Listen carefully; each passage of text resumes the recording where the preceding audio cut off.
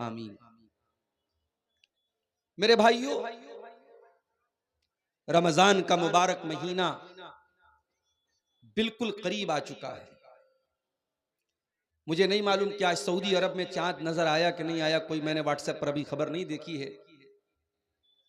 हो सकता है कि कल हमारे मुल्क में चांद नजर आ जाए और पहला रोजा हम परसों से इंशाअल्लाह रखें।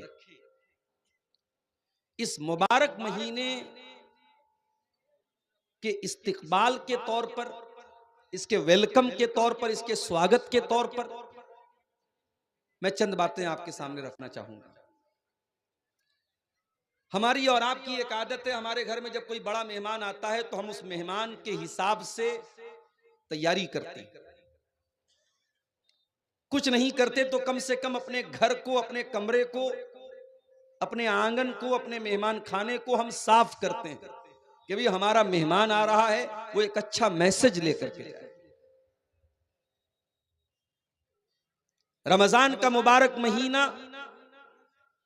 ये भी एक मेहमान बन के आ रहा है और ये इतना मुबारक मेहमान है कि जब ये महीना आता था, अल्लाह के प्यारे नबी सल्लल्लाहु अलैहि वसल्लम अपने सहाबा को खुशखबरी सुनाते थे।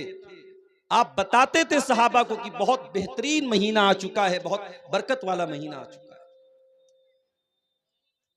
नसई की सही रिवायत है, जब रमजान का महीना आता था, अल्लाह के नबी अपने सहाबा से फरमाते थे, अताकुम रमजान शहरुन मुबारकुन फरदल्लाहु अज़्ज़ा व जल्ला अलैकुम सियामा। ऐ मेरे सहाबा, रमजान आ चुका है, बरकत वाला महीना आ चुका है, रोजे तुम्हारे ऊपर फर्ज किए गए हैं।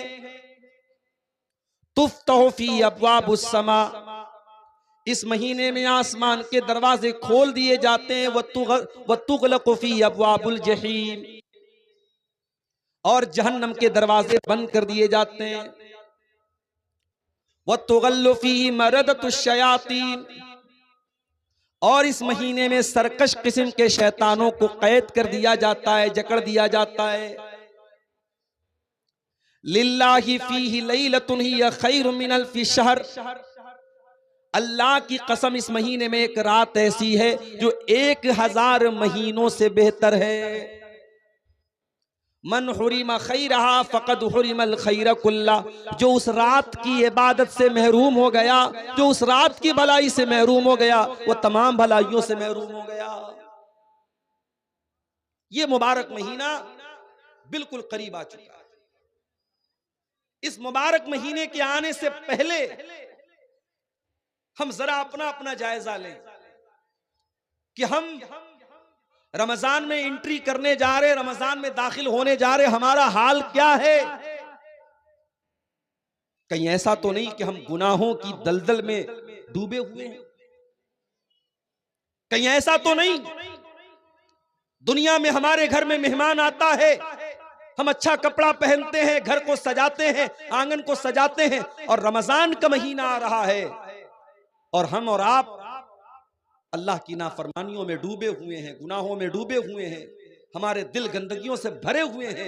मेरे प्यारे साथियों, इस मेहमान के लिए अपने आप को तैयार करो, और इस मेहमान के लिए अपने आप को तैयार करना है तो सबसे पहला काम यही करो कि तौबा करो अल्लाह ताला से। हमें से बहुत सारे लोग ऐसे हैं, पिछले साल वो हमारे बीच में थे, इस साल वो हमारे बीच में नहीं है। उनमें बुजुर्ग लोग भी हैं, 80-90 साल के होकर के अल्लाह के पास चले गए, और ऐसे भी लोग आपके बीच में रहे होंगे जो बिल्कुल नौजवान थे, यंग थे, और किसी बीमारी में, किसी हादसे में, किसी एक्सीडेंट में उनका इंतकाल हो गया और वो अल्लाह को प्यारे हो गया। मुझे याद है, इसी झारखंड के इलाके में एक महीना भी शायद नहीं हुआ होगा, देवघर के इलाके में मेरा प्रोग्राम था, और अगले दिन मुझे बनारस जाना था। सुबह मेरी क्लास का मामला था, वहां भी ऐसा ही हुआ, रात में 11 साढ़े 11 बजे तक मेरी तकरीर हुई और वहां रात भर का प्रोग्राम नहीं होता। उन लोगों ने कहा ठीक है मौलाना आपकी तकरीर आखिरी होगी और आप करके निकल जाइएगा। 4 व्हीलर से मैं वहां गया था और तकरीर करके जैसे ही मैं वहां से निकला हूं, आधा घंटे के बाद फोन आया कि यहां बहुत बड़ा हादसा हो गया। उस प्रोग्राम से तकरीबन 4-5 किलोमीटर की दूरी पर एक गांव था। उस गांव का नाम था नारोडी। उस गांव का एक नौजवान, बिल्कुल यंग 20-22 साल का नौजवान लड़का, वो लड़का प्रोग्राम में आया था और बाद में जब फोटो मैंने देखा तो मुझे याद आया कि वो लड़का मुझसे मिलने भी आया था। तकरीर के बाद मैं स्टेज से उतरा, मुसाफा भी उसने किया था। वो बाइक से आया था प्रोग्राम में और प्रोग्राम खत्म होने के बाद जब वो लड़का वापस जाने लगा तो मेन रोड से जब वो मुड़ने लगा है, टर्न करने लगा है, उसने सोचा कि रात का समय है, इंडिकेटर जलाने की क्या जरूरत है। उसने डायरेक्ट गाड़ी को मोड़ा है, इंडिकेटर का उसने कोई इशारा नहीं दिया। पीछे से एक पिकअप ने उसको टक्कर मारी है और इतनी जोरदार टक्कर मारी, पिकअप अपने आप में एक भारी गाड़ी होती है, उसकी बाइक में जाके वो पिकअप लड़ी है। वो लड़का ऑन द स्पॉट इंतकाल कर गया। छोटे छोटे 2 बच्चे हैं उसके। उसकी बीवी ने नहीं सोचा होगा कि हमारा शौहर जलसे में जा रहा है, वापस नहीं आ पाएगा, उसका जनाजा आएगा, उसकी लाश आएगी। उसके माँ बाप ने नहीं सोचा था कि हमारा बच्चा कुछ देर के बाद हमसे जुदा हो जाएगा। मगर यही कड़वी सच्चाई है मेरे प्यारे साथियों, मौत अब आती है और हमारी हंसती खेलती जिंदगी को उदासी और गम में बदल देती है। और ये मौत कब आएगी हम नहीं जानते। हम और आप खुश नसीब हैं, अल्लाह ताला हमें एक और रमजान दे रहा है। यकीन मानो, अगर वाकई में हमने रमजान को रमजान की तरह गुजार लिया, इसका हक अदा कर लिया, इसको इबादतों से मामूर कर लिया, इसमें रोजे रखे, इसमें तरावी पढ़ी, इसमें कुरान पढ़ा, इसमें अपने आप को गुनाहों से बचाया, तो हम उन लोगों से बेहतर साबित होंगे अल्लाह ताला के यहां जो हमसे पहले दुनिया से चले गए। और उनके मुकाबले में अल्लाह ताला के यहां हमारा दर्जा और मकाम इंशाअल्लाह ऊंचा होगा, क्योंकि हमें जिंदगी में एक रमजान और मिल रहा है। नबी अकरम के दौर में एक ही इलाके के 2 लोग ईमान लाते हैं, दोनों साथ में इस्लाम लाते हैं, दोनों साथ में कलमा पढ़ते हैं। दोनों में से एक इंसान दीन के मामले में ज्यादा मेहनती होता है, ज्यादा एक्टिव होता है, ज्यादा फुर्तीला होता है। दूसरा भी दीनदार है लेकिन कम है, अपने भाई की तरह ज्यादा एक्टिव नहीं है, ज्यादा मेहनती नहीं है। जो भाई ज्यादा मेहनत करता था, ज्यादा एक्टिव था, वो अल्लाह की राह में लड़ते लड़ते शहीद हो जाता है, इंतकाल कर जाता है। दूसरा भाई जो उतना ज्यादा मेहनती नहीं था, 1 साल के बाद वो अपनी नेचुरल मौत से इंतकाल करता है, वो शहीद नहीं होता है, वो तबई तरीके से, नेचुरल तरीके से मर जाता है। दोनों भाइयों का इंतकाल हो गया, एक अल्लाह की राह में शहीद हो गया और 1 साल के बाद दूसरा भाई नॉर्मल तरीके से अल्लाह को प्यारा हो गया, इंतकाल हो गया। अब जरा गौर से सुनिएगा, हदीस के जो रावी हैं हजरत तलहा बिन उबैदुल्लाह, ये वो सहाबी हैं जो 10 सहाबे किराम जिनको नबी ने जन्नती होने की बशारत सुनाई है, जिनको अशरे मुबश्शरा कहा जाता है, उनमें से एक है हजरत तलहा रजी अल्लाह ताला, वो हदीस के रावी हैं। हजरत तलहा कहते हैं कि मैंने ख्वाब देखा कि मैं जन्नत के दरवाजे पर खड़ा हूं, इतने में जन्नत में से एक आने वाला आया, यानी फरिश्ता आया, और उसने उन 2 भाइयों में जिसका इंतकाल बाद में हुआ था उसको जन्नत में जाने की, जो अल्लाह की जो मेहनती लड़का था, जो मेहनती इंसान था, उसको उसके बाद जन्नत में जाने की इजाजत दी। पहले वो जन्नत में गया जिसका इंतकाल 1 साल के बाद हुआ था, और जो अल्लाह की राह में शहीद हुआ था और मेहनती था, ज्यादा एक्टिव था, वो बाद में जन्नत में गया। और फिर फरिश्ता मेरे पास आया और उसने कहा इन्नका लम यानी लका बादू, अभी तेरे जन्नत में जाने का टाइम नहीं आया। उसके बाद हजरत तलहा कहते हैं मेरी नींद खुल गई। सुबह मैंने ये ख्वाब जब सहाबा को बताया, लोगों को बताया, तो सहाबा को बड़ी हैरत हुई कि ये कैसे संभव है, ये कैसे पॉसिबल है।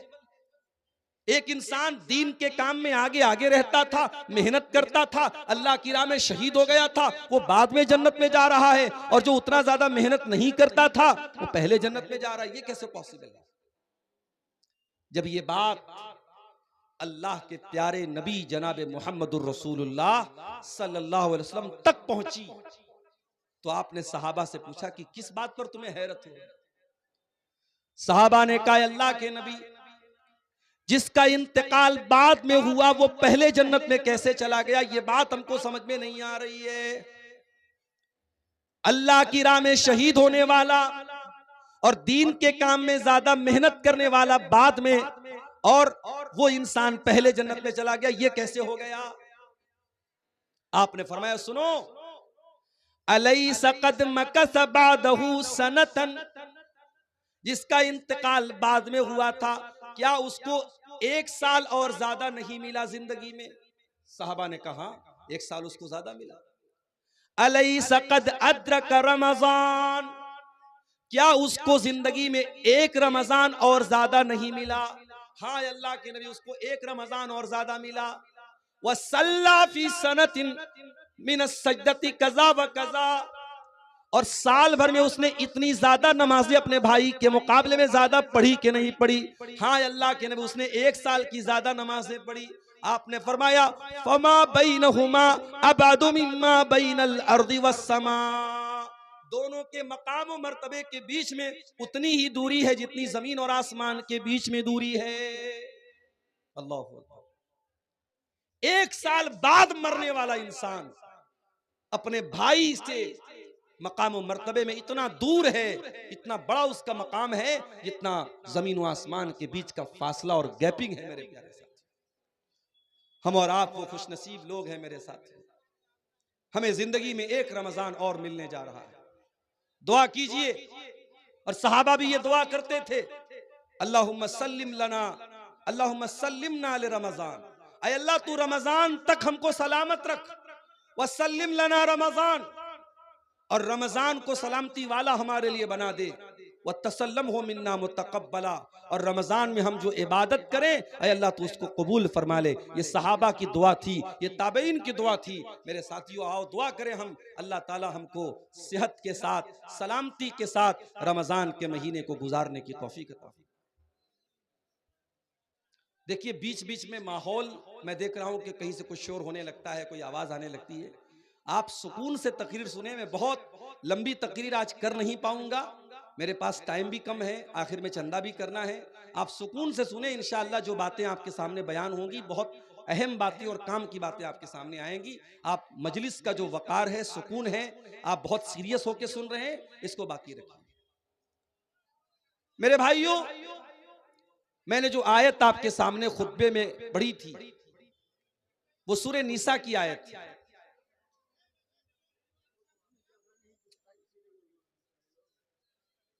सूरह निसा की उस आयत में अल्लाह ताला ने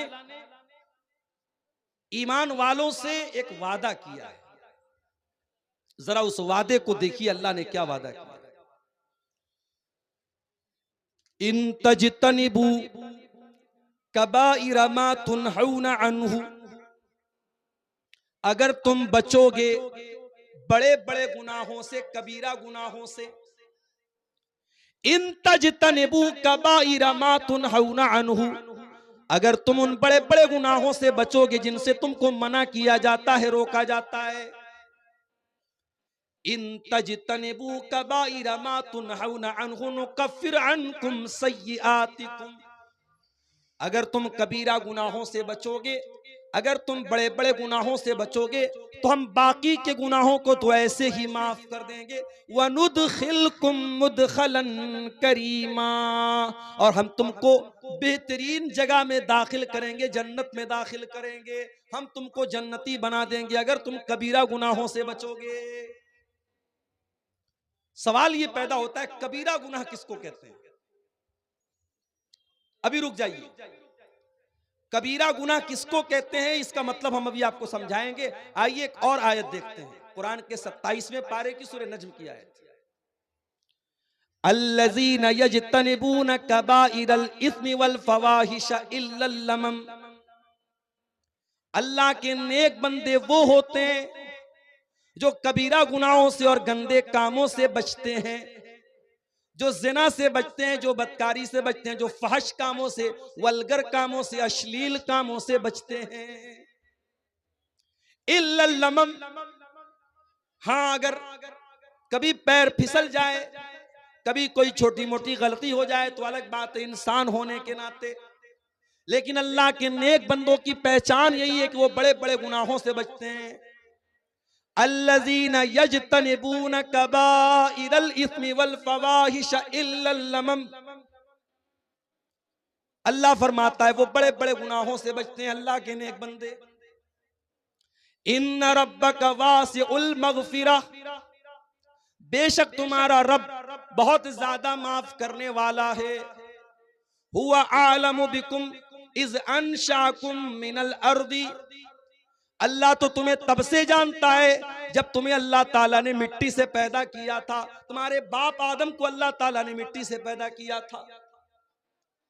व इज अंतुम अजिन्नतुन फी बुतून उम्महातिकुम, और अल्लाह ताला तो तुमको तब भी जानता था जब तुम माँ के पेट में थे, अभी पैदा भी नहीं हुए थे, माँ के पेट में थे तुमको डॉक्टर भी देखने के लिए अल्ट्रासाउंड कराता था। अल्ट्रासाउंड के जरिए तुम्हें तुम्हारे मूवमेंट को देखता था, तुम्हारे जिंदगी को देखता था डॉक्टर। वहां माँ के पेट में भी तुमको अगर कोई जानता था तो अल्लाह जानता। ऐ इंसानों, अपनी औकात से ज्यादा उछल कूद मत मचाओ। तुम्हारा अल्लाह तुमको तब से जानता है जब तुम माँ के पेट में थे। फला तुज़क्कू अनफुसकुम, अपने आप को ज्यादा पाक साफ बनने की कोशिश न करो। अल्लाह तुम्हारी एक एक कमजोरी को जानता है, एक एक गुनाह को जानता है।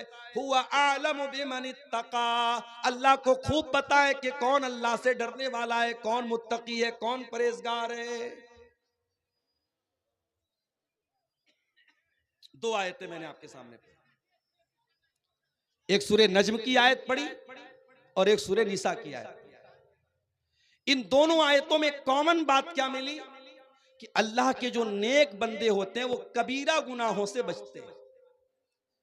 सवाल ये पैदा होता है कबीरा गुनाह किसको कहते हैं, तो नोट कर लीजिए कि कबीरा गुनाह उन गुनाहों को कहा जाता है जिनको शरीयत में, जिनके करने वाले के ऊपर जहन्नम की वईद सुनाई गई, जिसके करने वाले पर कुरान में या अल्लाह के रसूल की हदीसों में कहा गया हो कि अगर ये काम करोगे तो जहन्नम में जाओगे, वो कबीरा गुनाह। या उस काम पर अजाब की वईद आई हो कि अजाब मिलेगा तुमको, या उस काम के करने वाले पर शरीयत में हद जारी की गई हो। मिसाल के तौर पे जिना है, अगर कुंवारा लड़का लड़की जिना करेगा 100 कोड़े मारे जाएंगे और 1 साल के लिए शहर से निकाला जाएगा। शादीशुदा अगर जिना करेगा उसको पत्थरों से मार मार के खत्म किया जाएगा। चोरी करने वाले का हाथ काटा जाएगा। तो जिस गुनाह पर शरीयत में हद जारी की गई हो, सजा मुकर्रर की गई हो, वो गुनाह भी कबीरा गुनाह है। तो जिस गुनाह पर अजाब की या जहन्नम की वईद सुनाई गई हो, या जिस गुनाह पर शरीयत में हद जारी की गई हो, उस गुनाह को गुनाह कबीरा कहा जाता है। और अल्लाह कह रहा है कि अगर तुम कबीरा गुनाहों से बचोगे तो बाकी गुनाहों को हम ऑटोमेटिक माफ कर देंगे।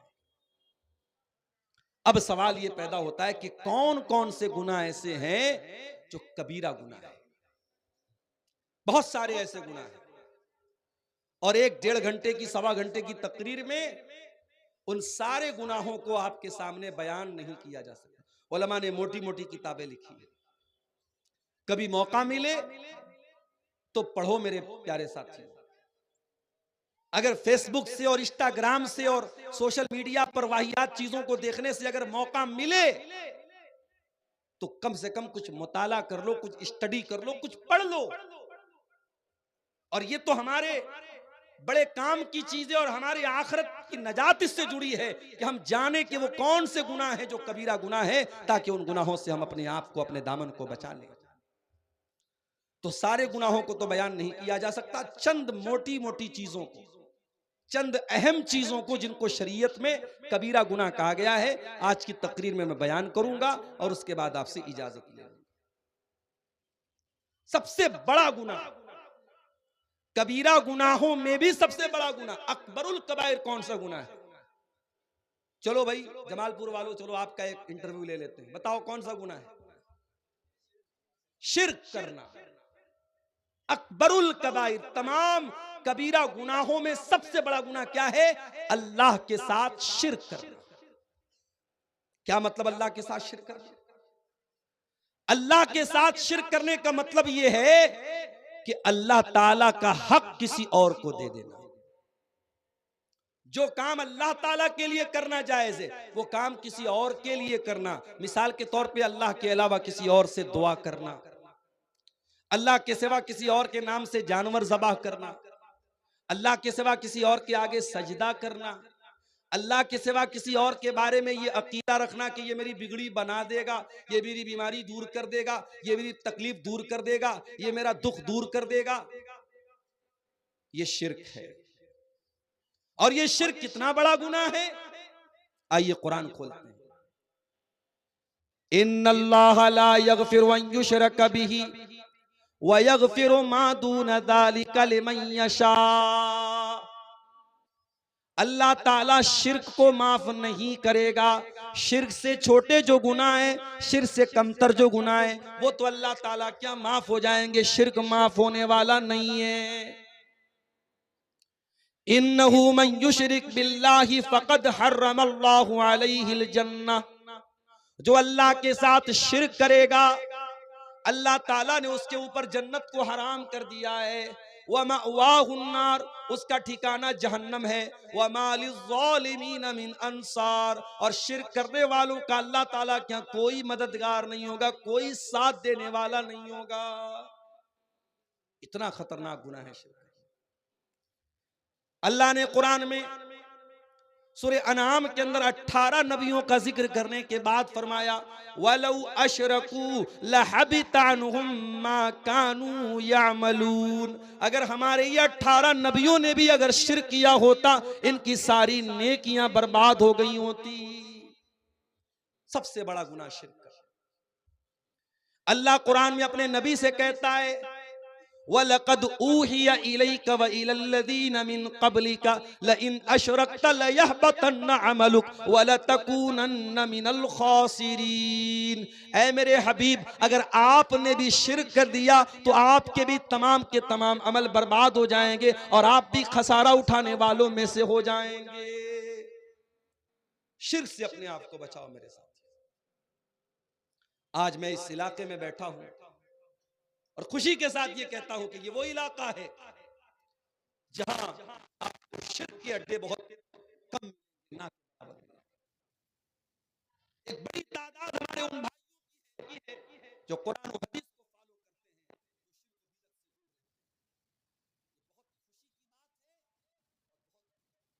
हैं। की बात है मेरे साथ,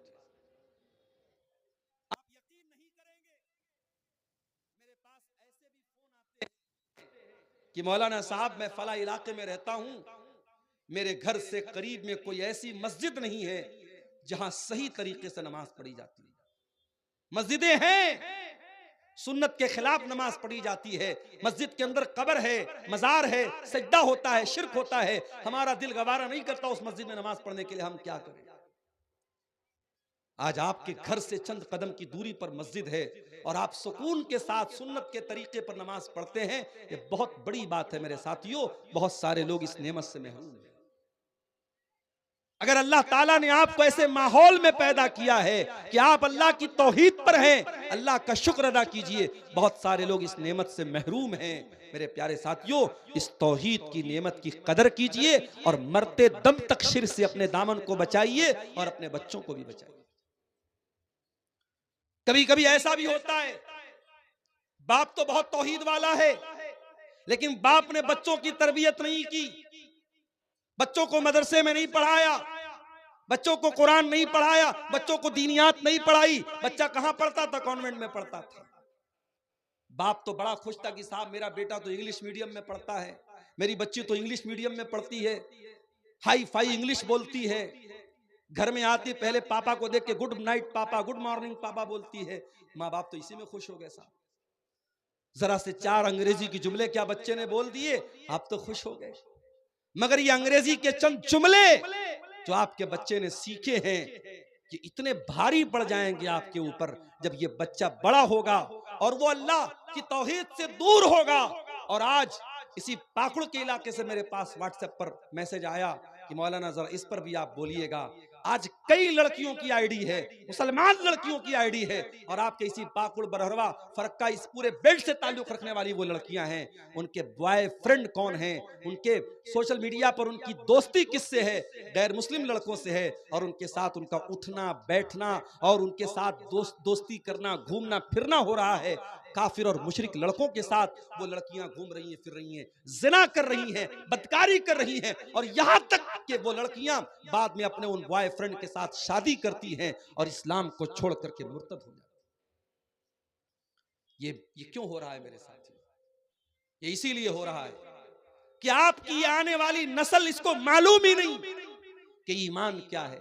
उसके पूरे सिलेबस में कहीं ईमान नहीं है। उसने इंग्लिश तो पढ़ी, उसने मैथमेटिक्स तो पढ़ी, उसने साइंस तो पढ़ी, उसने जियोग्राफी तो पढ़ी, उसने मेडिकल की तालीम तो हासिल की, वो इंजीनियर तो बन गया, वो लॉयर तो बन गया, वो उसने एमबीए तो कर लिया, उसने दुनिया के सारे उलूम हासिल कर लिए, मगर उसे ये नहीं पता तेरा रब कौन है, तेरे नबी कौन है, तेरा दीन क्या है। कब्र में यही 3 सवाल तो होगा, तेरा रब कौन, तेरे नबी कौन, तेरा दीन क्या। और इन तीनों सवालों का जवाब, माफ कीजिएगा, मैथमेटिक्स की बहुत अहमियत है मगर उसकी किताबों में इसका जवाब नहीं मिलेगा। साइंस बहुत इंपॉर्टेंट है मगर साइंस की किताबों में इन तीनों सवालों का जवाब नहीं मिलेगा।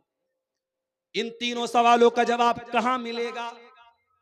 अल्लाह के नबी फरमाते हैं जब मोमिन बंदा जवाब देगा, रब्बी अल्लाह, मेरा रब अल्लाह है, दीन अल इस्लाम, मेरा दीन इस्लाम है, मेरे नबी मोहम्मद सल्लल्लाहु अलैहि वसल्लम में, फरिश्ता पूछेगा कि तुझे इन तीनों सवालों का जवाब कैसे पता चला? बंदा कहेगा, करातु किताब अल्लाह, करातु किताब अल्लाह फआमनतु बिही वसद्दक़तु बिही। मैंने कुरान को पढ़ा था, मैंने अल्लाह की किताब को पढ़ा था, मैं कुरान पर ईमान लाया था, मैंने कुरान को सच्चा माना था, कुरान के जरिए मुझे इन तीनों सवालों का जवाब मिला। आपकी नौजवान नस्ल कुरान से दूर है मेरे साथी। वही नौजवान नस्ल जो हर मिनट पर व्हाट्सएप खोलती है, हर 10 मिनट पर चेक करती है कि फेसबुक पर मुझे कितने लाइक मिले, हर 5 मिनट पर चेक करती है इंस्टाग्राम पर मेरी पोस्ट को कितने लोगों ने पसंद किया। आपकी वही नौजवान नस्ल कुरान को कभी खोल के नहीं पढ़ती। साल साल भर कुरान रखा रह जाता है, घर में धूल खाता है, कोई पढ़ने वाला नहीं। मेरे प्यारे साथियों, जब तक आप कुरान नहीं पढ़ेंगे, हदीसों को नहीं पढ़ेंगे, आप दीन का इल्म हासिल नहीं करेंगे, आपको पता ही नहीं चलेगा तौहीद क्या है, शिर्क क्या है।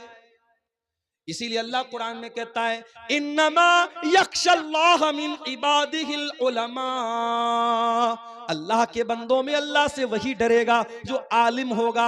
आलिम का मतलब जो अल्लाह को जानेगा। जितना आप अल्लाह को जानोगे, अल्लाह के बारे में इल्म हासिल करोगे, उतना अल्लाह का डर आपके दिल में पैदा होगा। इसीलिए हजरत लुकमान जब अपने बच्चे को नसीहत करते हैं तो पहले अल्लाह का इंट्रोडक्शन कराते, अल्लाह के बारे में बताते।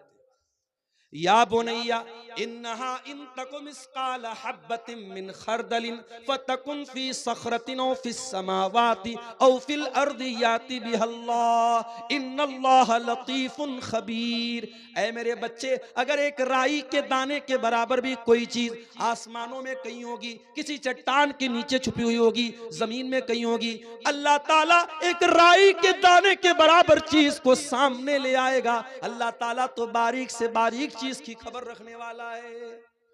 जो अल्लाह राई के दाने के बराबर चीज को सामने ले आएगा, उसे पता नहीं कि गूगल क्रोम की हिस्ट्री आपने डिलीट कर दी, उसे मालूम नहीं कि आपने व्हाट्सएप की चैटिंग को क्लियर कर दिया। उसे मालूम नहीं कि आपकी आंखों ने क्या देखा, आपकी उंगलियों ने क्या टच किया, आपके कानों ने क्या सुना। अल्लाह को सब पता है मेरे प्यारे साथियों। इसलिए अल्लाह को जानो। अल्लाह को जितना जानोगे अल्लाह की उतनी मोहब्बत आपके दिल में पैदा होगी और अल्लाह का डर आपके दिल में पैदा होगा। तो पहला गुनाह क्या है? अल्लाह के साथ शिर्क। आज एक बड़ा तबका उम्मत का शिर्क कर रहा है। कब्रों पे सजदा हो रहा है, पीरों के आगे सजदा हो रहा है, बुजुर्गों के आगे सजदा हो रहा है, गले में लाल काले पीले धागे डाले जा रहे हैं, पैर में धागा पहना जा रहा है, पेट पे धागा पहना जा रहा है, और ये अकीदा रखा जाता है कि जब तक ये धागा मैं पहने हूं मैं बीमार नहीं पड़ूंगा, मुझे नजर नहीं लगेगी। ये शिर्क है, और शिर्क अल्लाह ताला क्या माफ होने वाला गुनाह नहीं है मेरे प्यारे।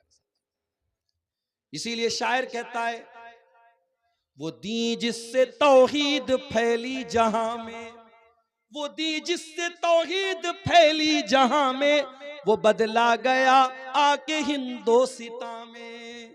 जिस दीन के जरिए तौहीद फैली थी वो दीन आकर के हिंदुस्तान में बदल गया, और हिंदुस्तान में उस दीन के मानने वाले कब्र परस्त बन गए, बुजुर्गों के आगे सजदा करने वाले बन गए, तावीज पहनने वाले बन गए, अल्लाह को छोड़ करके गैरुल्लाह की इबादत करने वाले बन गए। इसीलिए मौलाना हाली कहते हैं, करे गैर गर बुत की पूजा तो काफिर, कवाकिब में माने करिश्मा तो काफिर, झुके आग पर बहरे सजदा तो काफिर, जो ठहराए बेटा खुदा का तो काफिर, मगर मोमिनों पर कुशादा है राहें, परस्तिश करें शौक से जिसकी चाहें, नबी को जो चाहें खुदा कर दिखाएं, इमामों का रुतबा नबी से बढ़ाएं, मजारों पे जा जा के नजरें चढ़ाएं, शहीदों से जा जा के मांगे दुआएं, न तौहीद में कुछ फर्क इससे आवे, न इस्लाम बिगड़े न ईमान जावे। मुसलमान शिर्क कर रहा है और मुसलमान ये सोचता है कि साहब मैं तो कलमा पढ़ता हूं, मेरा शिर्क तो शिर्क नहीं है। नहीं, अल्लाह का कानून एक है मेरे प्यारे साहब। इसीलिए इब्राहिम अलैहिस्सलाम अल्लाह की बारगाह में दुआ करते हैं, वजुनुबनी व बनिया अन नाबुदल असनाम, आय अल्लाह तो मुझे भी शिर्क से बचाना और मेरी आने वाली नस्लों को भी तू शिर्क से बचाना, मेरी औलाद को भी तू शिर्क से बचाना। तो ये पहला गुनाह है, कबीरा गुनाह। कौन सा? शिर्क। अल्लाह ताला हम सबको शिर्क से बचने की तौफीक अता फरमाए। दूसरा गुनाह, दूसरा बड़ा गुनाह, किसी बेकसूर को कत्ल करना, किसी निर्दोष की हत्या करना। वला तक़्तुलुन नफ्सल्लती हर्रमल्लाहु इल्ला बिल हक़्क़ि, किसी इंसान को कत्ल न करो जिसकी जान को अल्लाह ताला ने हराम करार दिया है। हाँ, उसको कत्ल किया जा सकता है जिसको कत्ल करने का हक है, जिसको कत्ल करने की शरीयत में परमिशन दी गई है। किसको कत्ल करने की परमिशन दी गई है? अल्लाह के नबी फरमाते हैं, 3 लोग ऐसे हैं जिनको कत्ल करने की शरीयत में इजाजत दी गई है। अस्सय्यिबुज़्ज़ानी, एक वो इंसान है जो शादीशुदा है और ज़िनाकार है, उसकी शरीयत में सजा क्या है? सजाए मौत है। नंबर 2, वल मुफारिक़ु लिदीनिही, इस्लामी हुकूमत के अंदर कोई मुर्तद हो जाए, कोई मुर्तद हो जाए, मुसलमान था काफिर हो जाए, और इस्लामी हुकूमत है तो उसकी भी सजा सजाए मौत है। वन नफ्सु बिन नफ्सी, और जान के बदले जान है। अगर कोई किसी का मर्डर कर दे, किसी को कत्ल कर दे, तो कातिल को भी क़िसास के तौर पे कत्ल किया जाएगा। हाँ, अगर जिसको कत्ल किया गया उसके घर वाले, उसके गार्जियन अगर माफ कर दे तो अलग बात है, वरना कातिल की सजा सजाए मौत है। तो कत्ल करना ये दूसरा बड़ा गुनाह है। अब अगर किसी को लगता है कि इस्लाम आतंकवाद का धर्म है तो उसे कुरान की इन आयतों को पढ़ लेना चाहिए। इस्लाम तो किसी एक इंसान को भी कत्ल करने की इजाजत नहीं देता। बेकसूर लोगों को बम से उड़ा देना, ये सब कुछ हो सकता है, इस्लाम नहीं हो सकता है। ये काम किसी भी मजहब का मानने वाला करे, इस्लाम का मानने वाला अगर ये काम करता है तो कान खोल करके सुन ले, इस्लाम का दामन इससे बरी है। इस्लाम बेगुनाहों की हत्या करने की इजाजत नहीं देता। और आगे बढ़िए, तीसरा कबीरा गुनाह, वला यज़्नून, अल्लाह के नेक बंदे जिना नहीं करते। जिना करना, बदकारी करना, ये तीसरा बड़ा गुनाह है। इतना बड़ा ये गुनाह है कि कुरान में अल्लाह ने जब जिना का जिक्र किया, ये नहीं फरमाया कि ज़िना मत करो, फरमाया वला तक़रबुज़्ज़िना इन्नहु कान फ़ाहिशतन व साअ सबीला। ज़िना के करीब भी मत जाओ, ज़िना के करीब भी मत जाओ, ऐसा कोई काम ही मत करो कि ज़िना की नौबत आए। इसीलिए जब औरत घर से निकले, इस्लाम ने हुक्म दिया वो पर्दे में निकले।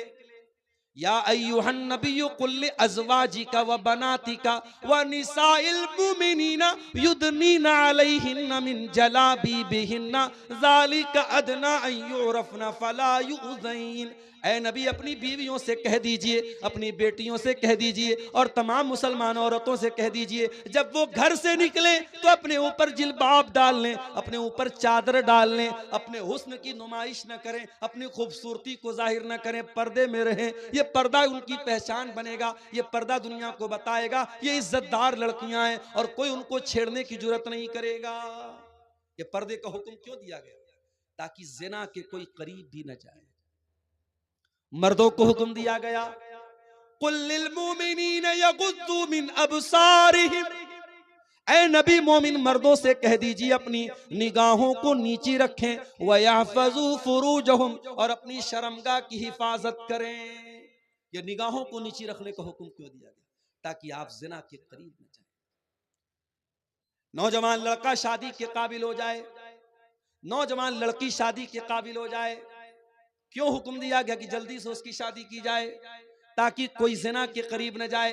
फरमाया या माशर शबाबी मन इस्तता मिनकुमुल बा। ऐ नौजवानों, जब तुम शादी के काबिल हो जाओ तो निकाह कर लो। फ़इन्नहु अग़ज़्ज़ु लिल बसर व अहसनु लिल फ़र्ज। इसलिए कि जब शादी करोगे तो तुम्हारी आंखें झुक जाएंगी और तुम्हारी शर्मगाह महफूज हो जाएगी। ज़िना के करीब भी मत जाओ, इसीलिए कहा गया उसको उसी के लिए जल्दी से निकाह करने का हुक्म दिया गया। अभी एक मैसेज आया मेरे पास कि एक लड़की है, औरत है, वो कहीं निकाह करना चाह रही है, कोई लड़का है, दीनदार लड़का है, लेकिन बाप राजी नहीं है लड़की का। क्यों? उसकी कास्ट अलग है। हमारे यहाँ बड़ा मसला ये कि कास्ट भी चलती है। शेख है तो शेख में ही शादी करेगा, अंसारी है तो अंसारी में ही शादी करेगा, जिस बरादरी का इंसान है उसी बरादरी में निकाह करेगा। जबकि इस्लाम में कोई कास्टिज्म तो नहीं है, इस्लाम में कोई बरादरीवाद तो नहीं है। अब भाई बाप राजी नहीं है, लड़का दीनदार है, नमाजी है, सब कुछ है, लेकिन बाप राजी है। अब लड़की किसी के जरिए मसला पूछवा रही है कि मौलाना साहब, शरीयत तो ये कहती है कि लड़की की शादी उसके वली की इजाजत के बगैर नहीं हो सकती, और मेरा बाप दीनदार लड़के से शादी न करके मेरी शादी बेदीन से कर रहा, मैं क्या करूं? अब हम लोग भी कभी कभी परेशान हो जाते कि क्या जवाब दें।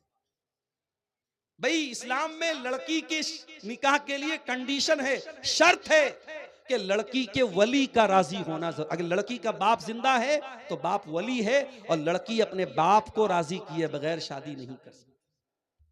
लेकिन अब यहां सिचुएशन ये है कि लड़की किसी दीनदार लड़के से निकाह करना चाह रही है और कोई ऐप भी उसके अंदर नहीं, और लड़की का बाप तैयार नहीं है, और लड़की का बाप जिससे निकाह करना चाह रहा है वो लड़का दीनदार नहीं है। अब मैंने इस पर जब मसला देखा, उलमा के फतवे देखे, तो अल्लामा इब्न उसैमीन का एक फतवा देखा। उन्होंने कहा कि अगर किसी ऐसी सिचुएशन में लड़की का बाप गलत जगह लड़की की शादी कर रहा है, जो रिश्ता सही नहीं है, लड़का दीनदार नहीं है, और लड़की का बाप सिर्फ उसकी जमीन जायदाद और दौलत देख करके शादी कर रहा है, तो ऐसी कंडीशन में लड़की के वली होने के हक से वो महरूम हो जाएगा, और उस इलाके के जो जिम्मेदार लोग होंगे, जो आलिम होंगे बड़े, या जो उस इलाके का जो जिम्मेदार होगा, उसको लड़की जाएगी और वहां जाकर के अपना केस रखेगी, और वो वली बन करके उस लड़की का सही जगह निकाह कराएगा। ऐसी सूरत में लड़की का बाप अपने हक से महरूम है। तो शरीयत ने ये सारे रास्ते क्यों बताए मेरे प्यारे से? ताकि हम जिना के करीब भी न जाए। आज हालात क्या हैं? लड़की घर से निकलती है, उसका पूरा शरीर नजर आता है, बेपर्दा और बेहया होकर के वो लड़की घर से निकलती है। और जो लड़कियां कॉलेजों और स्कूलों में पढ़ती हैं वो तो ये समझती है कि भाई ये पर्दा वर्दा तो ये मदरसे में पढ़ने वाली लड़कियों को सूट करता है, हम तो अप टू डेट है, हम तो हाई फाई हैं, उनको अपने सर पे तो पट्टा रखने की जरूरत भी महसूस नहीं होती। याद रखो मेरी प्यारी बहनों, मेरे माओ बहनों, ये आपका पर्दा ये आपके ईमान की अलामत, आपके मुसलमान होने की अलामत है। अल्लाह कुरान में अपने नबी से कहता है वकुल्लिल मुमिनाति यग़ज़ुज़ना मिन अबसारिहिन्ना व यहफ़ज़ना फ़ुरूजहुन्ना। ऐ नबी, मुसलमान औरतों से कह दीजिए, मोमिना औरतों से कह दीजिए कि वो अपनी शर्मगाह की हिफाजत करें, अपनी आंखों को पस्त रखें। वला युबदीना ज़ीनतहुन्ना, और अपनी जीनत को जाहिर न करें, अपनी खूबसूरती को जाहिर न करें। यहां तक कहा अल्लाह ने वल यज़रिबना बिखुमुरिहिन्ना अला जुयूबिहिन्ना। ऐ मुसलमान औरतों, तुम अपने दुपट्टे को अपने सीने पर रखो। बाप सामने है, बेटा सामने है, अपना भाई सामने है, महरम रिश्तेदार सामने है, महरम के सामने भी औरत अपने दुपट्टे को सीने पर रखेगी, गरेबान पर रखेगी। अपने महरम के सामने भी औरत को बेपर्दा होने की इजाजत नहीं है, अपनी जीनत को ढांपने का हुक्म दिया। क्यों कहा अल्लाह के नबी ने कि जब कोई लड़का लड़की, जब कोई मर्द औरत अकेले में मिलते हैं, ला यखलुवन्न रजुलुन बिइम्रातिन इल्ला वसालिसुहुम अश-शैतान। जब कोई मर्द किसी औरत से अकेले में मिलता है तो तीसरा शैतान होता है। क्यों कहा? ताकि जिना के करीब भी ना जाए। और आज कान खोल के सुन लो, ये जिना का बहुत आसान रास्ता सोशल मीडिया के जरिए से पैदा हुआ। ये व्हाट्सएप पर जो बातें हो रही हैं, ये जो फेसबुक के जरिए इंट्रोडक्शन हो रहा है, बाप माफ कीजिएगा, मैंने ऐसे केस भी देखे हैं। लड़का मदरसे का पढ़ा हुआ आलिम है, लड़की मदरसे की पढ़ने वाली आलिमा है, सारी जिंदगी कुरान और हदीस पढ़ते पढ़ाते रहे हैं, मगर इस सोशल मीडिया ने उनको भी ज़िना के गड्ढे में डाल दिया है। शैतान तो आलिम के साथ भी लगा है, शैतान तो आलिमा के साथ भी लगा है। खबरदार! अपनी बहनों से कहना चाहूंगा और उनके गार्जियन से भी कहना चाहूंगा, लड़कियां अगर अभी छोटी हैं, क्या जरूरत है उनके हाथ में मुस्तकिल एक मोबाइल देने की। मैं ये नहीं कहता लड़कियां मोबाइल इस्तेमाल ना करें, अभी बच्ची छोटी है, अभी क्लास 8-9 में पढ़ रही है, उसके हाथ में अपना पर्सनल मोबाइल होना क्यों जरूरी है? जब लड़कियां समझदार हो जाएं, मैच्योर हो जाएं, तब उनको मोबाइल दीजिए और इस नसीहत के साथ मोबाइल दीजिए कि ये मोबाइल नहीं है, ये दो धारी तलवार है। इस तलवार से तुम अपने आप को भी कत्ल कर सकती हो, अपनी इज्जत का जनाजा भी इसी मोबाइल से निकाल सकती हो। अपनी बहनों से कहना चाहूंगा, अगर आपको फेसबुक पर आईडी बनाने का शौक है तो बनाओ। अगर आप ये कहती हैं कि हम फेसबुक का इस्तेमाल अल्लाह के दीन की तबलीग के लिए करते हैं और अच्छी चीजों को शेयर करते हैं, इस बात की गारंटी मुझे दे दीजिए कि आप किसी के साथ चैटिंग नहीं करेंगे। शैतान कहां से हमें जिना के रास्ते पे लेके जाएगा, हम सोच भी नहीं सकते। मेरे साथ मुसलमान लड़की फेसबुक चला रही है, दूसरा मुसलमान लड़का उसके प्राइवेट चैट बॉक्स में आता है, अस्सलाम वालेकुम मेरी इस्लामी बहन कैसी हो तुम। पहले सलाम से बात शुरू होती है, इस्लामी बहन कहकर के बात शुरू करता है, और फिर मुलाकातें और बातें और लंबी चौड़ी बातें और एक दूसरे का इंट्रोडक्शन, और फिर शैतान कहां लेके पहुंचा देता है, बदकारी और जिनाकारी तक लेके जाके पहुंचा। इसलिए खबरदार, सोशल मीडिया के इस फितने से अपने दामन को बचाओ। मैंने शुरू में जो तकरीर के पहले एक नज्म पढ़ी थी, उस नज्म में भी मैंने यही पैगाम दिया था। इस मोबाइल से हम बेहया हो गए, आज बेहयाई इस मोबाइल ने बहुत फैला दिया है। मेरे साथ आप यकीन नहीं करेंगे, छोटी छोटी बच्चियां, क्लास 8 क्लास 9 में पढ़ने वाली बच्चियां, आज जब वो स्कूलों में जाती हैं तो अब वो बहुत अच्छे घर से ताल्लुक रखती हैं, दीनदार घर है, बाप नमाजी है, भाई नमाजी है, माँ नमाजी है, घर में दीन का माहौल है। लेकिन जब स्कूल में जाती हैं तो वहां दूसरी लड़की कहती है, अरे तेरे कितने बॉयफ्रेंड हैं। ये बॉयफ्रेंड बनाने का कल्चर, ये गर्लफ्रेंड बनाने का कल्चर, ये लड़का लड़कियों का दोस्ती करने का कल्चर, फिर मिलने जुलने का कल्चर, ये आज हमारे समाज को बर्बाद कर रहा है, हमारी छोटी छोटी बच्चियों को जिना के रास्ते पे लेके जा रहा है। आज आप बड़े बड़े शहरों की बात नहीं कर रहा हूं, ये पाकुड़ तो एक छोटा शहर है। आप पाकुड़ चले जाएं, फरक्का चले जाएं, मालदा चले जाएं, आप मुसलमानों की किसी बस्ती में चले जाएं, आज जो जिना के अड्डे हैं, जो होटल्स हैं, जो पार्क हैं, जो रेस्टोरेंट्स हैं, कोई ऐसा जिना का अड्डा नहीं मिलेगा जहां आपको कोई बुर्का नशीन लड़की, बुर्का पोस्ट लड़की आपको न मिल जाए। आज जिना के इन अड्डों पर आपकी बुर्का वाली इस्लामी बहनें भी पाई जा रही हैं। ये पूरी कौम के लिए चुल्लू भर पानी में डूब मरने का मकाम है। मेरे साथ वला तक़रबुज़्ज़िना, ऐ मेरे बंदो तुम जिना के करीब भी न जाना। नबी अकरम को ख्वाब में वो मंजर दिखाया गया, आपने देखा कि एक तंदूर है, जिस तंदूर के अंदर कुछ मर्द औरत उल्टे लटके पड़े हैं और नीचे से आग के शोले आते हैं और उनकी शर्मगाहों में दाखिल हो रहे हैं, और जब उनकी शर्मगाह में वो शोले जाते हैं वो चिल्लाने लगते हैं। आपने पूछा ये कौन लोग हैं, ये कौन लोग हैं जिनको ये दर्दनाक अजाब दिया जा रहा है? फरमाया गया हाउला इज़्ज़ुनातु वज़्ज़वानी, ऐ अल्लाह के नबी ये आपकी उम्मत के जिनाकार मर्द और जिनाकार औरतें हैं। बड़ी दर्दनाक सजा है जिना और बदकारी की। ये चंद लम्हों की लज्जत आपकी आखिरत को बर्बाद कर देगी। इसलिए मेरे भाइयों ये तीसरा बड़ा गुनाह है जिनाकारी करना, इससे अपने दामन को बचाओ। और आगे बढ़िए, वह अकुलुर रिबा, सूद खाना, ब्याज खाना। ब्याज खाना आज कहीं बंधन लोन के नाम से, कहीं जो है औरतों को लोन देने की स्कीम के नाम से, अलग अलग तरीके से सूद और ब्याज की के तरीके हमारे समाज में चल रहे हैं। कहीं हैवी डिपॉजिट के नाम पे, कहीं अपने खेत को दूसरे को पैसा दे करके, बड़ी रकम दे के खेत को दे दिया गया और वो खेत से फायदा उठा रहा है और हम उसके पैसे से फायदा उठा रहे हैं। ये तमाम शक्लें आप अपने उलमा से पूछिए कौन सी शक्ल सूद है, कौन सी शक्ल सूद नहीं है। अगर सूद है और आप सूद की रकम खा रहे हैं तो आप अपनी आखिरत को बर्बाद कर रहे हैं मेरे साथी। अल्लाह कुरान में कहता है यमहकुल्लाहु रिबा व युर्बिस सदक़ात, अल्लाह ताला सूद को मिटाता है और सदका खैरात को बढ़ाता है। सूद खा करके आप अपने माल की बरकत को खत्म कर रहे हैं मेरे साथ। ये सूद बहुत बड़ा गुनाह है, इतना बड़ा गुनाह है कि कुरान कहता है फ़इल्लम तफ़अलू फ़ाज़नू बिहर्बिम मिनल्लाहि व रसूलिही, अगर तुम सूद खाना नहीं छोड़ोगे तो अल्लाह से और उसके रसूल से जंग करने के लिए तैयार हो जाओ। तो सूद खाना बहुत बड़ा गुनाह है। वह अक्लो मालिल यतीम, यतीम का माल खाना भी कबीरा गुनाह है। यतीम का माल खाना भी बड़ा गुनाह है। इन्नल्लज़ीना याकुलूना अमवालल यतामा ज़ुल्मा, जो यतीम का माल खाते हैं इन्नमा याकुलूना फी बुतूनिहिम नारा, वो अपने पेट में जहन्नम की आग भरते हैं।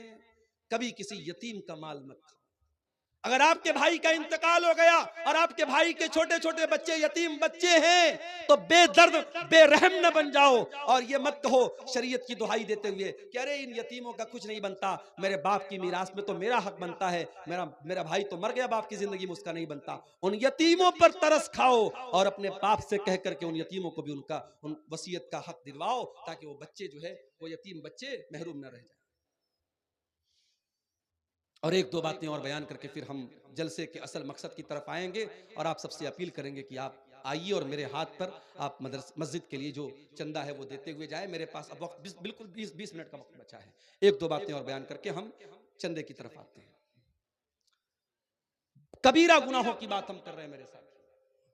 कबीरा गुनाहों में एक बहुत बड़ा गुनाह नमाज का छोड़ना है। जो लोग नमाज छोड़ते हैं जानबूझ करके, वो कान खोल करके सुन लें, नमाज का छोड़ना बहुत बड़ा गुनाह है, कबीरा गुनाह है। अल्लाह ने कुरान में 16वें पारे में जहां अपने नबियों का जिक्र किया, नबियों का जिक्र करने के बाद फरमाया फखलफ मिन बादिहिम खल्फुन अज़ाउस सलाता वत्तबउश शहवाति फसौफ यल्कौना गय्या। मेरे नबियों के बाद ऐसे नालायक लोग आए जिन्होंने अपनी ख्वाहिशात की पैरवी की और जिन्होंने नमाजों को बर्बाद किया, नमाजों को छोड़ दिया। ऐसे लोग जहन्नम की आग में डाले जाएंगे। नमाज की पाबंदी करो मेरे साथ, नमाज किसी हाल में माफ नहीं। आज मस्जिद की तामीर के लिए जलसा हो रहा है। मस्जिद क्यों बनती है? नमाज पढ़ने के लिए। मगर हमारा हाल क्या है? मस्जिद तो बना ली शब भर में ईमा की हरारत वालों ने। किसकी तरफ से? अच्छा अच्छा, देखिए मैं सबका नाम नहीं ले पाऊंगा, ये हमारे बुजुर्ग हैं इन्होंने मस्जिद की तामीर के लिए ये बिस्मिल्लाह किया है। अल्लाह ताला अब्दुल लतीफ साहब, अब्दुल लतीफ साहब, ये मौलाना अब्दुल लतीफ साहब ने कितना है पैसा? ये 5000 रुपया। अल्लाह ताला मौलाना की उम्र में बरकत अता फरमाए, मौलाना के इल्म व अमल में और उनकी सेहत में अल्लाह ताला बरकत दे और अल्लाह ताला उनके इस चंदे को कबूल फरमाए। मेरे प्यारे साथियों आ जाइए, मेरे पास वक्त बहुत कम है, 15 से 20 मिनट का टाइम बचा है। अल्लाहु अकबर। ये देखिए मोतियुर रहमान भाई ने 500 रुपये का चंदा पेश किया है। ये किसी बेनाम साहब ने, साहिब खैर ने 500 और 1000 का चंदा पेश किया है। रब्बुल आलमीन आप सबके चंदे को कबूल फरमाए। आलम माशाअल्लाह आलम भाई ने 10,000 रुपया मस्जिद के लिए ताउन पेश किया है। अल्लाह ताला आलम भाई के इस चंदे को कबूल फरमाए, उनके माल में बरकत दे। भाइयों आओ आगे बढ़ो, ये अल्लाह के घर का मामला है। अल्लाह का घर आपको दावत दे रहा है, बुला रहा है। आप मोहब्बत करते हैं अगर मस्जिद से, दीन से, उलमा से, आप आगे बढ़िए और बढ़ चढ़ करके इसमें हिस्सा लीजिए। माशाअल्लाह ये हमारे मुस्तफीज भाई हैं, इन्होंने अपने वालिद की तरफ से ये 500 रुपए का चंदा पेश किया है। वालेकुम सलाम। अल्लाह ताला आपके इस चंदे को 500 रुपये चंदा आपने पेश किया है, अल्लाह कबूल फरमाए। और ये हफीजुर रहमान साहब हैं, इन्होंने 100 रुपये का चंदा पेश किया है, अल्लाह ताला इनके चंदे को कबूल फरमाए। भाइयों आगे बढ़िए, वक्त कम है, कमेटी वाले भी जो है नजरें गाड़े हुए हैं। আপনারা যাইয়েন না, একটু চান্দা মৌলানা সাহেবের হাতে দেন, 15-20 আর মৌলানা আব্দুল मिनट শাকুর बचा সাহেব है। আসবেন এরপরে, আপনারা একটু থাকেন। ये किसी और भाई ने भी 500 रुपये का चंदा पेश किया है, अल्लाह इनके चंदे को कबूल फरमाए। माओ बहनों से भी गुजारिश करता हूं कि आप आगे बढ़ें, मस्जिद की तामीर का मामला है, आपके लिए सदका जारिया बनेगा। आप हजरात अगर अपनी ज़रूरतों के लिए उठ रहे हैं तो ठीक है, अच्छी बात है, लेकिन अभी प्रोग्राम बाकी है, मेरे बाद भी खतीब हैं, मेरे साथ मसला और मजबूरी है, मुझे निकलना है, लेकिन आप हजरात बैठें, प्रोग्राम में आप शामिल हों। अच्छा माशाअल्लाह ये भाई की इनकी दादी ने दिया है 500 रुपये का चंदा और 200 रुपया बेनामी चंदा है, अल्लाह ताला इनके चंदे को कबूल फरमाए। आइए आगे बढ़े। देखिए भाई 100 की नोट नहीं चले चंदे में, 500 कम से कम दीजिए। आइए आगे बढ़िए, अल्लाह ताला आप सबके चंदे को कबूल फरमाए। मैं बगैर गिने दे रहा हूँ सामने, अल्लाह ताला आप सबके ताउन को कबूल फरमाए। अल्लाह ताला आपके सेहत में, दौलत में बरकत अता फरमाए। और जो लोग मरहूमीन की तरफ से चंदा दे रहे हैं, अल्लाह ताला उनके मरहूमीन की मग़फ़िरत फरमाए। रमज़ान का बिल्कुल करीब वक्त आ चुका है, ये आखिरी प्रोग्राम है रमज़ान के पहले, इसमें आप हजरात शामिल हो रहे हैं। ये 2000 रुपया है, अल्लाह ताला इनके चंदे को कबूल फरमाए। आप सब आइए आगे बढ़िए और 10 मिनट मेरे हाथ पे चंदा देते हुए अल्लाह ताला के यहाँ अपने जन्नत में अपने घर को बनाते हुए आगे बढ़िए। माशाअल्लाह आइए आइए, चले आओ चमन तुमको बुलाता है। मन बना लिल्लाहि मस्जिदन बनल्लाहु लहु बैतन फिल जन्नह, मस्जिद की तामीर करने वाला जन्नत में अपना घर बनाता है। अल्लाह ताला तमाम चंदा देने वालों के चंदे को कबूल फरमाए, आखिरत में इसका बेहतरीन बदला आप लोगों को अल्लाह ताला अता फरमाए। महबूब आलम भाई ने 500 रुपये का चंदा पेश किया है। अच्छा इन्होंने मुस्तफी साहब ने 200 रुपया है। अच्छा माशाअल्लाह 5000 है, माशाअल्लाह 5000 का ये अलग चंदा है, 500 का अलग है और ये शायद 500 अलग है। अल्लाह ताला इन सारे चंदे को कबूल फरमाए। अल्लाह ताला, मैं नाम नहीं भी लूंगा तो समझिए सवाब मिलेगा इंशाअल्लाह, असल चीज़ नीयत है। तमाम चंदा देने वालों के चंदे को अल्लाह ताला कबूल फरमाए। आइए आगे बढ़िए और देते हुए, मस्जिद का मामला अल्लाह के घर का मामला है, नेकी के काम में इस बढ़ चढ़ करके हिस्सा लीजिए। अल्लाह ताला आप सबके चंदे को कबूल फरमाए। आइए बढ़िए, बस 5 मिनट का वक्त हमारे पास और है, देर न कीजिए, आगे बढ़िए और इस कार्य खैर में हिस्सा लीजिए।